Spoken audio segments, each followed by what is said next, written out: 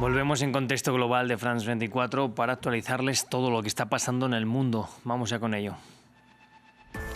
Estados Unidos vuelve a atacar una lancha en aguas internacionales y mata a 2 personas a las que acusa de narcoterroristas sin aportar pruebas.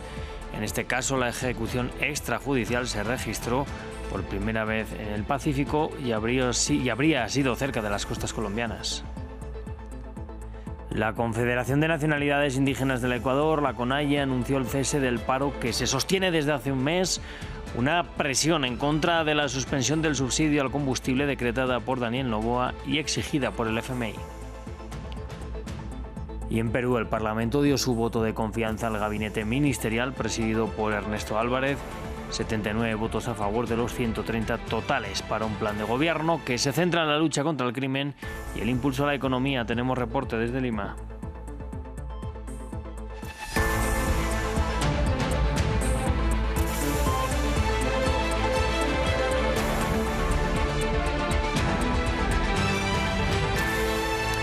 Vamos a dar el inicio al informativo con la mirada puesta en Estados Unidos. Y es que el secretario de Guerra, Pete Hegseth, informó de un segundo ataque letal contra una embarcación que presuntamente llevaba drogas. Según un mensaje publicado en la red social X, en el ataque murieron 3 personas a las que el funcionario calificó de narcoterroristas. Este sería el 9º bombardeo contra embarcaciones que la Unión Americana señala sin pruebas de transportar sustancias ilegales. En total, estas operaciones del ejército estadounidense, tanto en el Caribe como en el Pacífico, han dejado una cifra total de muertos cercana a los 37. Nuestra inteligencia sabía que el buque estaba involucrado en el contrabando ilícito de narcóticos, transitaba por una ruta conocida de narcotráfico y transportaba narcóticos. 3 narcoterroristas varones se encontraban a bordo durante el ataque que se llevó a cabo en aguas internacionales. Los 3 terroristas murieron y ningún miembro de las fuerzas estadounidenses resultó herido. Y entre tanto se mantiene la tensión entre Colombia y Estados Unidos. Este miércoles los presidentes Donald Trump y Gustavo Petro volvieron a intercambiar insultos y acusaciones directas luego de que Washington confirmara el primer ataque contra una embarcación en aguas del Pacífico en su denominada lucha contra las drogas. Juan Popiales nos amplía. Sin diplomacia. El presidente de Estados Unidos, Donald Trump, volvió a cargar contra su homólogo de Colombia, Gustavo Petro, días después de haberlo definido como un líder narcotraficante. Las declaraciones del magnate llegaron desde el despacho oval de la Casa Blanca. El jefe de la Unión Americana contestó así cuando le preguntaron por el mandatario suramericano. Él es un matón y un mal tipo. Es una persona que produce muchas drogas. Justo desde hoy mismo suspendemos todos los pagos hacia Colombia, el país. Colombia. Les va muy mal en Colombia. Las palabras de Trump tienen lugar luego de que el Departamento de Guerra diera a conocer el primer ataque contra una lancha en el Pacífico en su denominada lucha contra las drogas, una ofensiva limitada hasta ese entonces al Caribe.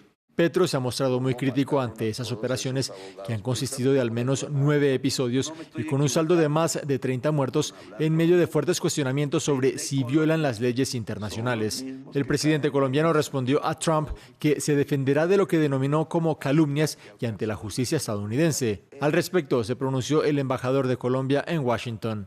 De ninguna manera puede uno entrar en justificar esa clase de amenazas y señalamientos que no tienen ningún fundamento en la realidad. Colombia y Estados Unidos han sido aliados históricos, pero sus relaciones vienen marcadas por distintos desencuentros desde el regreso del magnate al poder a inicios de año. Y en medio de estas tensiones en el Caribe, Venezuela es otro de los protagonistas. El gobierno de Nicolás Maduro insiste que las operaciones de Estados Unidos tienen por objetivo un cambio de régimen en el país suramericano y este miércoles el presidente venezolano lanzó la advertencia de que cuenta con una gran capacidad de defensa aérea ante una eventual agresión por parte de Washington. Estos equipos de simulación nos colocan en una situación de buena puntería de miles de operadores de islas que tenemos hasta en la última montaña, hasta en el último pueblo, hasta en la última ciudad que usted ni se imagina del territorio venezolano, de norte a sur, de este a oeste, que tiene que ser una patria inexpugnable. Que nadie se meta con Venezuela, que nosotros no nos metemos con nadie. Entre tanto, dentro de la Unión Americana, tras las redadas del ICE en el barrio chino de Nueva York, comerciantes y ciudadanos temen que los operativos de la entidad federal para capturar migrantes en situación irregular se vuelvan recurrentes y afecten al turismo. Mientras tanto, desde Washington, algunos demócratas advierten que la Gran Manzana podría ser el nuevo objetivo de la Casa Blanca para enviar tropas federales. Nos lo cuenta Diego Bazzani. El ICE desata el temor de los neoyorquinos, luego de que el martes el Servicio de Inmigración y Control de Aduanas llevara a cabo redadas en las calles turísticas del barrio chino. Algunos comerciantes temen que los operativos en búsqueda de personas en situación irregular se vuelvan una costumbre y ahuyenten a los clientes. ¿Estamos viviendo en un país del tercer mundo? ¿Vamos a tener miedo de salir a la calle ahora mismo? ¿Tenemos que llevar nuestro pasaporte para salir a la calle? La gente de todo el mundo viene a visitar la ciudad de Nueva York. ¿Cómo se sienten ahora mismo? ¿También van a tener miedo? Sí, lo tienen. La fiscal general de Nueva York, Leticia James, ha pedido a la comunidad subir a la página web de su despacho videos u otra documentación sobre las redadas del ICE en la ciudad para evaluar cualquier infracción a la ley. Desde el Capitolio, representantes demócratas por el estado de Nueva York advierten que la administración Trump podría estar preparando el envío de tropas federales a la Gran Manzana, una medida que la Casa Blanca ya ha buscado llevar a cabo en ciudades dominadas por la oposición como Chicago o Portland.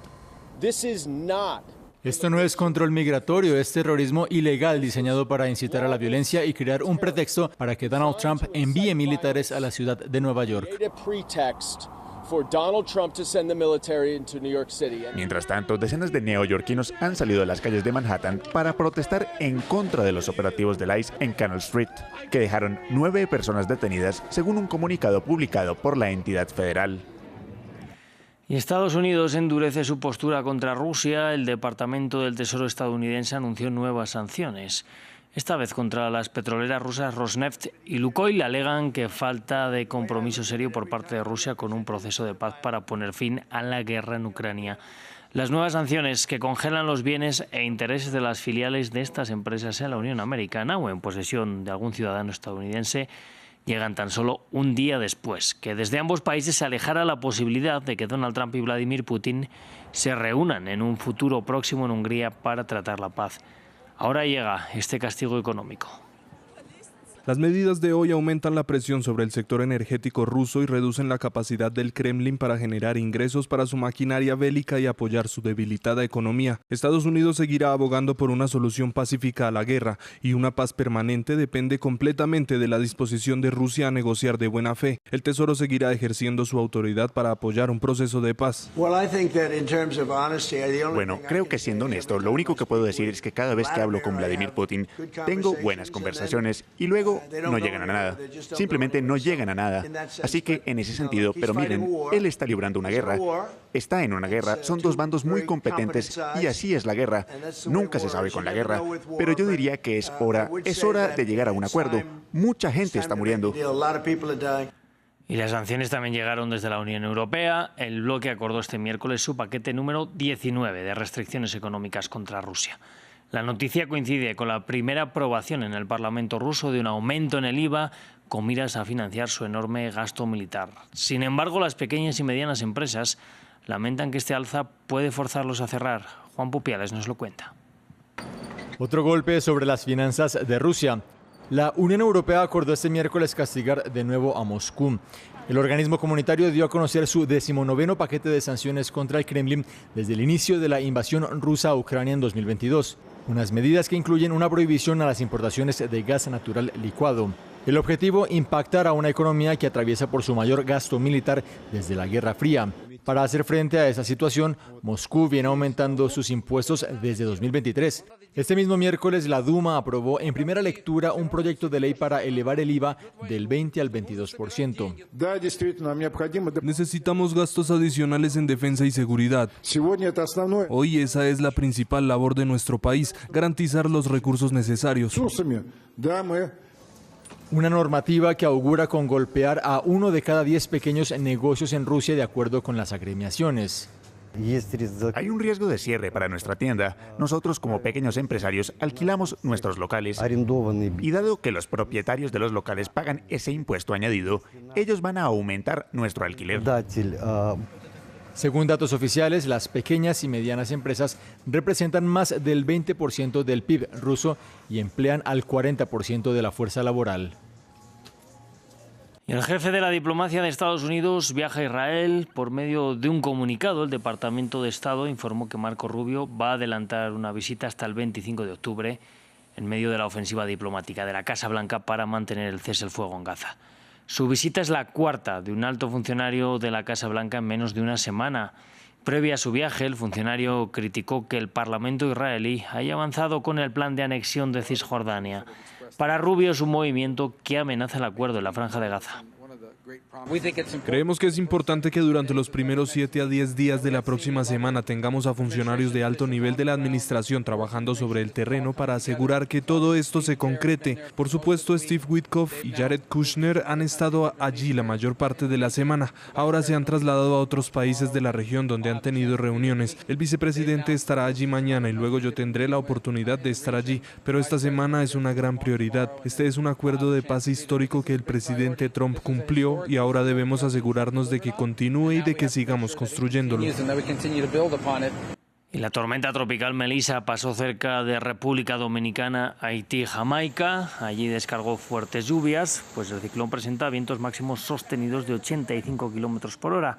Se espera que afecte también a Cuba y existe un riesgo significativo de inundaciones en partes del norte del Caribe. El Centro Nacional de Huracanes de Estados Unidos proyectó que Melissa se convertirá en un huracán este sábado. Vamos hasta Ecuador. Allí el paro nacional se acabó después de un mes de manifestaciones. La Confederación de Nacionalidades Indígenas del Ecuador, la CONAIE, anunció el cese de las protestas. Rechazaban que el gobierno de Daniel Noboa hubiera eliminado el subsidio al diésel, una suspensión que va a continuar, si bien el presidente Daniel Noboa ha asegurado que el precio bajará a partir de diciembre. La CONAIE asegura que ha tomado la decisión para proteger la vida de los manifestantes ante la represión estatal. El reciente anuncio del presidente Daniel Noboa sobre la intervención en Imbabura con toda la fuerza del Estado nos causa profunda preocupación. En los últimos días hemos sido testigos de la brutal represión ejercida contra nuestros hermanos y hermanas en varias provincias del país. Producto de eso, tenemos 3 muertos, decenas de heridos y comunidades enteras viviendo bajo el miedo y la represión. Y en Perú el Congreso le dio el voto de confianza al gabinete del primer ministro Ernesto Álvarez, con 79 votos a favor y 15 en contra. El legislativo dio su respaldo al plan de gobierno que estará centrado en la lucha contra la inseguridad y el impulso de la economía. Nos amplía desde Lima Francisco Zacarías. El Congreso de Perú otorgó el voto de confianza al gabinete del primer ministro Ernesto Álvarez, quien ante el Parlamento anunció que su gestión impulsará una lucha frontal contra el crimen organizado y expuso 4 ejes que serán la base del gobierno de José Gerí: transición y estabilidad democrática, impulso a la economía y destrave de inversiones, reconciliación nacional y seguridad ciudadana, así como defensa de la soberanía. Es así que tras una sesión de 4 horas en la que el presidente Gerí acudió para respaldar a sus ministros, el balotaje del Parlamento otorgó 79 votos a favor, 15 en contra y 5 abstenciones. El gobierno de transición agradeció al Congreso por otorgarle el voto de confianza y prometió que ganará la guerra contra la delincuencia, sostendrá el crecimiento económico y garantizará elecciones democráticas en 2026. Y con la investidura recibida, el primer ministro tendrá que brindar resultados. A través de las redes sociales, diversos colectivos le piden solución a los 195 conflictos sociales que existen en el país, medidas urgentes para impulsar la economía, que pasó de crecer 3,9% en el primer trimestre a 2,8% en el segundo, además de iniciativas para alentar el empleo. Pues según cifras del Instituto Nacional de Estadística e Informática, más de 100.000 jóvenes salieron del mercado laboral en el último año. Y el reclamo que se ha vuelto tendencia es que el gobierno no utilice el estado de emergencia para recortar los derechos civiles y bloquear la protesta ciudadana. Vamos a cerrar así este informativo. Yo les invito, ya saben, a que sigan aquí con nosotros en France 24, que enseguida volvemos con mucho más.